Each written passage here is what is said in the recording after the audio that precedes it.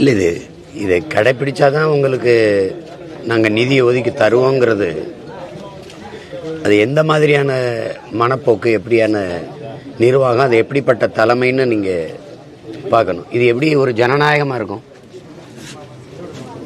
இதை செய்தாதான் அப்படின்னு சொல்றது எப்படி சரியா இருக்கும்னு சொல்லுங்க.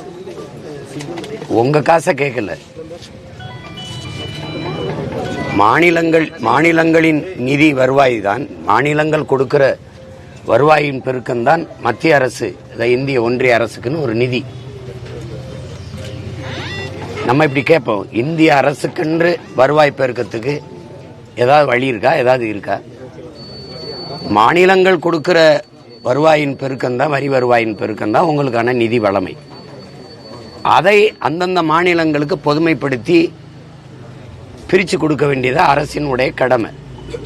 அதுக்கு தான் பொது அமைப்பா ஒரு அரசுன்னு வைக்கிறோம். அப்ப நீங்க அதை வச்சுக்கிட்டு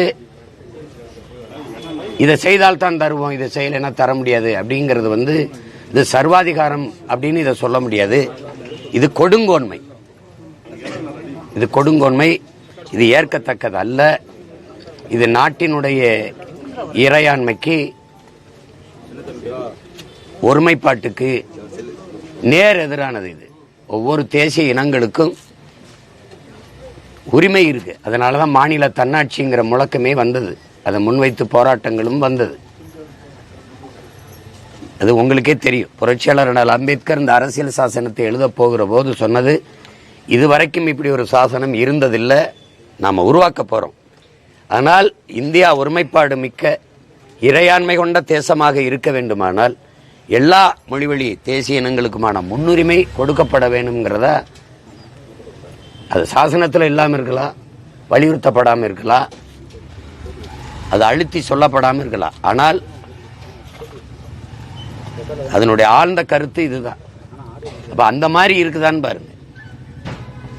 என் காசை எடுத்து வச்சுக்கிட்டு இதை செஞ்சாதான் தருவேங்கிறது, இதை இப்படி பார்த்தா அது ஒரு திமிர்த்தனமா தான் தெரியுது.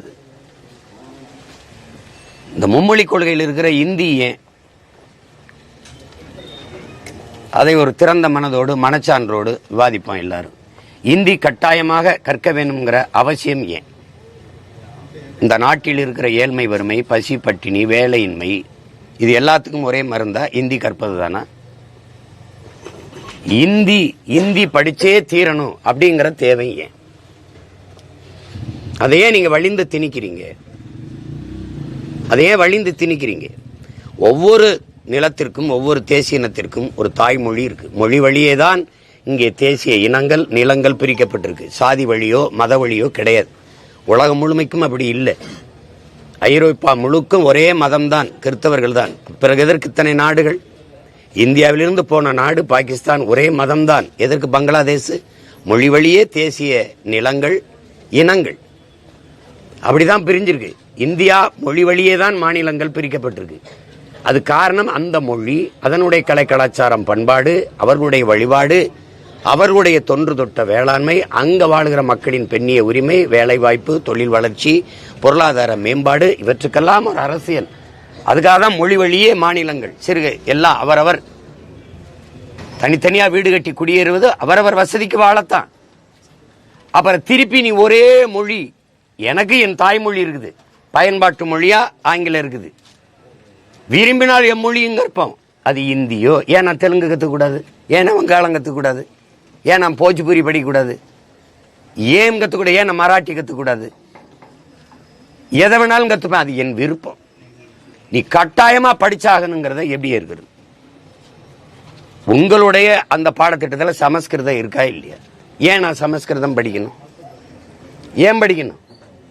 என் தாய்மொழியில படிக்கிற வாய்ப்பையே இழந்துட்டு இன்னொரு மொழியை நான் கட்டாயமா கற்கணுங்கிற கொடுங்கோன்மை, அந்த கொடுமையை யார் எப்படி சகிக்கிறது?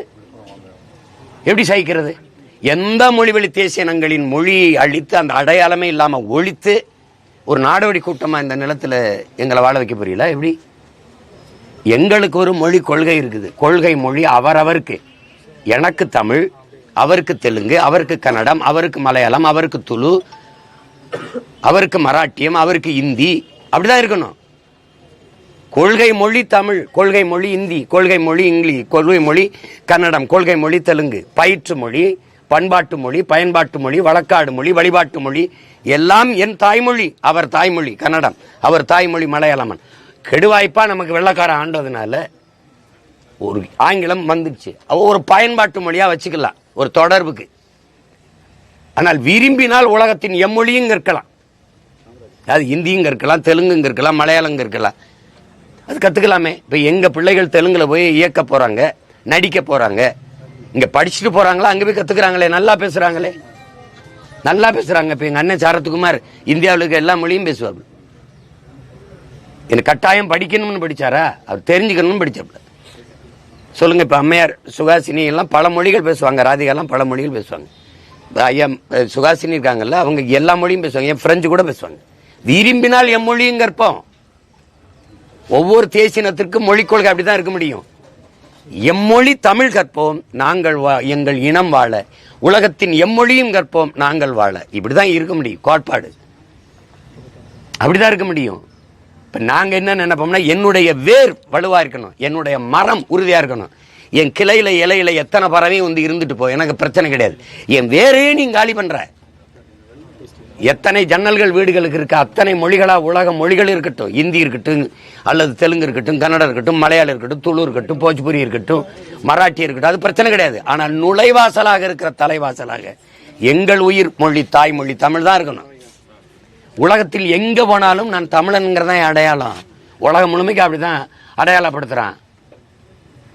நான் பிரிட்டிஷ் கிடையாது, ஐ ஆம் இங்கிலீஷ் தான். நான் பிரான்ஸ் கிடையாது, ஐ ஆம் பிரெஞ்சு. அப்படிதான் அறிமுகப்படுத்துவான். அதான் நாங்களும் விரும்புறோம். இந்தியா ஒரு தேசம், அதுக்கு ஒரு மொழிங்கிறதெல்லாம் கொடுமையான போக்கு. இந்தியா பல தேசங்களின் ஐக்கியம், ஒன்றியம், யூனியன். அதை புரிஞ்சுக்கிட்டு நீங்க மாநிலங்கள் அவைதான், அது பல மாநிலங்களின் அவைதான் அது. அதை புரிஞ்சுக்கிட்டு செய்யணும். தேவைன்னா இந்தி கத்துக்கிறோம், அது யாரும் எதிர்க்கல. முதல்ல இந்தி பள்ளிக்கூடம் இங்கதான் திறக்கப்பட்டிருக்கு. அது ஐயா ராமசாமி பெரியார் தான் தொடங்கியிருக்காங்க. அது இந்தி பிரச்சார சபையெல்லாம் இங்கே இருக்குது. யாரும் இதெல்லாம் சொல்லலை. தேவைன்னா கற்றுக்குறாங்க, கற்றுக்கிட்டு தானே இருக்காங்க. நீ கட்டாயம் படிச்சு தான் ஆகணும்னா, அப்படி நாங்கள் கட்டாயம் தமிழ் படிச்சு தான் ஆகணுங்கும் போது நீங்கள் பாசிசங்கிறீங்க, மொழி வெறிங்கிறீங்க, இன வெறிங்கிறீங்க, தமிழ் படித்தா வேலை கிடைக்குமாங்கிறீங்க, சோறு கடை. அப்போ ஒரு வெறியும் கோபம் வரும்பாரு. எப்படி இருக்குது அது? அதில் அதனாலதான் நாங்க சொல்றோம், மும்மொழி கொள்கை, மோசடி கொள்கை, இருமொழி கொள்கை, ஏமாற்று கொள்கை. கொள்கை மொழி அவரவருக்கு அவரவர் தாய்மொழி தான் இருக்கணும். எனக்குன்னு சொல்லல, இந்தியாவில் வாழ்கிற எல்லா இனங்களுக்கும் தான் இதை பேசுறோம். அதனால இந்த புதிய கல்விக் கொள்கையை ஏன்னா எல்லா அறிவார்ந்த பெருமக்களும் சொல்றது, இது நம் பிள்ளைகளுக்கு எழுதி வைக்கலாம் மரண சாசனம்ங்கிறாங்க.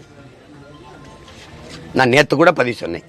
10ஆம் வகுப்பு 12ஆம் வகுப்பு தேர்விலேயே தோல்வியுற்றா நம்ம பிள்ளைகள் தற்கொலைக்கு மரணத்திற்கு போயிடறாங்க, மரணத்தை முடிவா தேடிக்கிறாங்க, உயிரை மாய்ச்சிக்கிறாங்க, தோல்வியை தாங்க முடியாத அவ்வளவு மனமுதிர்ச்சியற்ற நிலையில இருக்கும்போது 3ஆம் வகுப்புல நீ பொதுத் தேர்வு வைக்கிற, 5ஆம் வகுப்புல வைக்கிற, 8ஆம் வகுப்புல வைக்கிற, அந்த வயசுல தோத்துருச்சு அந்த பிள்ளை அப்படின்னா பொதுத் தேர்வுல அந்த நெஞ்சுக்குள்ள நஞ்சு விழுந்துராதா? கல்விங்கிற வார்த்தை கசந்துராதா? பள்ளிக்கூடமே அதுக்கு நரகமா தெரிஞ்சிராதா? ஒரு மரணக்கூடமா தெரிஞ்சிராதா? என்னது தேர்வுனால ஒருத்தர் தேர்ச்சி பெற்று அறிவாளியா வந்துருவாருங்கிறது இப்ப பார்த்து எழுதுறவன்லாம் என்ன கணக்கில் எழுதுறேன்? நீட்டுன்னு வச்சிங்க, எல்லாம் மேலாளர் கதவுக்கு வெளியில நிக்கிறார், எல்லாம் புத்தகத்தை விரிச்சு வச்சு எழுதுறான். நீ 700 பேர் எழுதுறாருன்னு சொல்ற, ஆனா தேர்ச்சியில 800 பேர்னு அறிவிக்கிற. இதெல்லாம் வட இந்தியாவில் நடக்குதா இல்ல? வேணா என்கிட்ட சான்று இருக்கு, எடுத்து வேணா காட்டுறேன். இது என்ன மாதிரியான வேணா என்கிட்ட சான்று இருக்கு, எடுத்து வேணா காட்டுறேன். இது என்ன மாதிரியான நிர்வாகம், இந்த மாதிரியான கட்டமைப்பு, எதை நோக்கி இந்த நாட்டை நகர்த்துறீங்க? இதுதான் பிரச்சனையா? 28 விழுக்காடு இரவு உணவு இல்லாம தூங்க போறான். பல கோடிக்கணக்கான பச்சிலை குழந்தைகள் பசியோடு உறங்க போகுது. வேலையற்று பல கோடிக்கணக்கான இளைஞன் வீதியில நிக்கிறான். நீங்களே வந்து 2 கோடி இளைஞர்களுக்கு வேலை கொடுப்பேன்னு நீங்க கொடுத்து முடிச்சிட்டீல. என்ன நடந்துட்டு இருக்கு? எல்லாவற்றையும் தனியாருக்கு கொடுத்துட்டு தனிப்பெரும் முதலாளியின் லாப குவியலுக்கு தரகு வேலை பார்த்துக்கிட்டு நீங்க இந்திய படி இந்த கொள்கையை ஏத்துக்கிட்டா தான் நான் காசு தருவேன்னா, அதே இதை ஒரு வீரமகனான் வந்து நீங்க என் நிலத்தின் வரி, சரக்கு மற்றும் சேவை வரி உட்பட ஒரு வரி உனக்கு வராது அப்படின்னு தடுத்து நிறுத்தினா என்ன பண்ணுவீங்க?